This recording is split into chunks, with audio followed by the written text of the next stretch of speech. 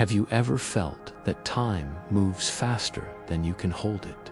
You wake up full of plans, but by nightfall, the day is gone, swallowed by small distractions and gentle delays. We promise ourselves that tomorrow will be different, but tomorrow often becomes another yesterday. If stories like this speak to you, follow along for more quiet tales that remind us how to live deeply and simply. In a calm valley surrounded by soft hills and clear streams, there lived a young man named Mark. He was clever and kind, and people liked him. But Mark had one silent weakness. He didn't know the worth of time. He always dreamed of doing great things, but dreams alone are light winds that vanish if you never move your feet. Each morning, Mark woke up late and said, "I'll start after breakfast." "After breakfast," he said. "Maybe after I rest a little." When the sun began to fall behind the hills, he whispered, "Tomorrow will be a better day." But tomorrow never changed. It always looked like yesterday. Days turned into weeks, and the fire inside him began to fade. He watched his friends build lives, start work, and learn new things, while he still sat under the same old tree, waiting for the perfect moment to begin. In the same village lived an old carpenter named Elier.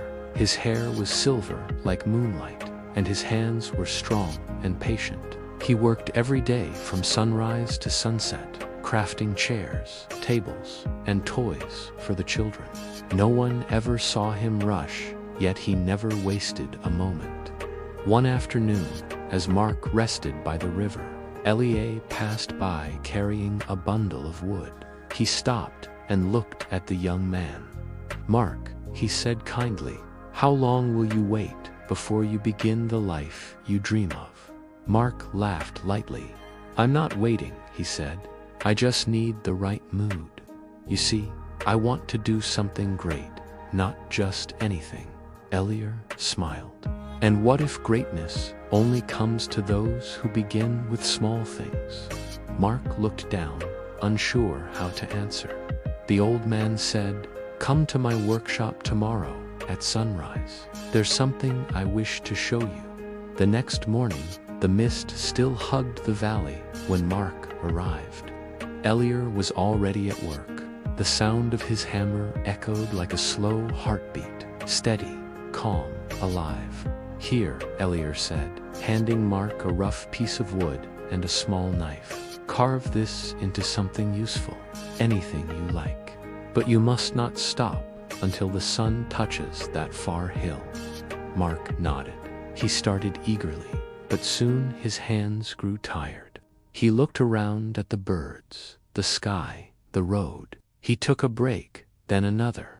By evening, when Elier called him, the wood was still rough and shapeless. Elier held up his own work, a beautiful wooden chair, smooth and shining in the sunset. Mark stared at it with awe. "How did you finish it so quickly?" he asked. Elier smiled. "Quickly. I just began when the day began, and didn't stop until the work was done.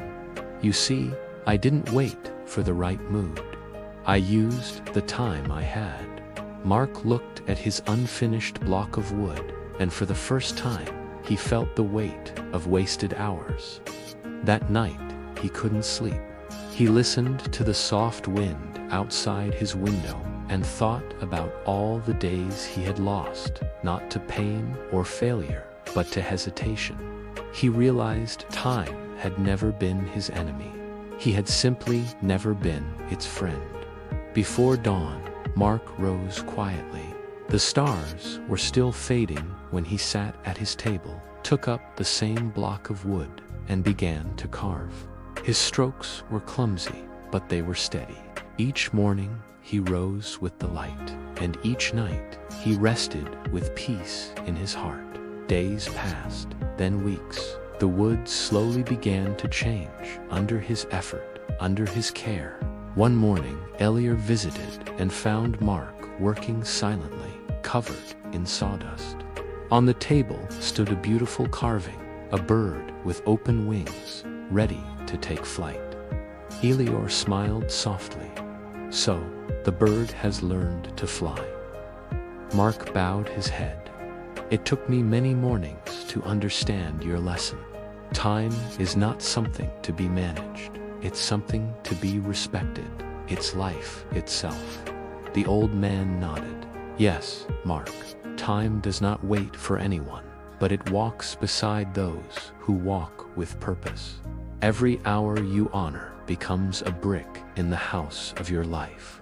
Years later, people in the valley spoke of Mark not as the dreamer under the tree, but as the craftsman whose hands never stopped shaping beauty. He built furniture that lasted through generations, each piece carrying the quiet strength of his patience. When young men came to him saying, "I'll start tomorrow," he smiled and said, "Tomorrow is made by what you do today." One evening, as the sun melted into gold and the sky turned soft with twilight, Mark sat outside his workshop. He watched the light fade gently over the hills and whispered, "I once thought time was endless. Now I see it is a river that flows only once through my hands. I will never let it pass without purpose again." If this story touched your heart, remember, time is not a thing to be spent, but a gift to be lived. Every morning you wake is a chance to begin again. So value your hours, your effort, and your dreams. Stay well, stay peaceful, and I'll see you again in the next story.